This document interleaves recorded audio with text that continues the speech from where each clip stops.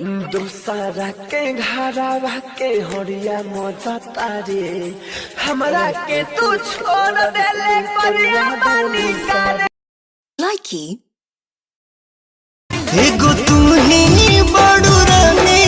हम दिल से कहतानी गलत फहमी बात है लाइकी होई तोर दिल वाला वाला वाला देखत का पागल भैया गोली मार दीजिए तो साला होई तोर दिल वाला वाला वाला अगहवाना करा के राजा चली गईला बहारवा आयो ही बना तो चली जाइबू हमहू अगा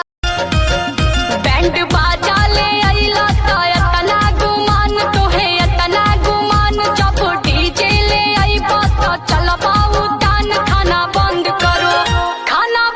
करो सालो सुनो लाइकी देखिए पक्का पड़ा तोर बात माइले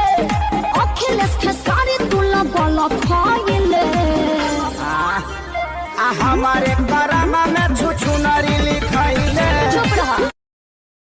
लाइकी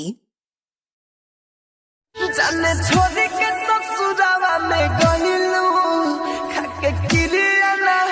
मरे भइलू जवानी करबा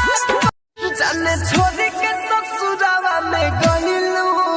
खाके जाई बहारा बदर न लगाई बाजी न हो अब बाजा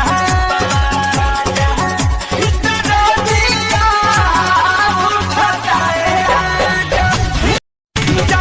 एहो गेहूं झाड़ता खेत में सारता रोज देखी देखी हमर हो कर जा फटता भतारी साला सब दिन के गेहूं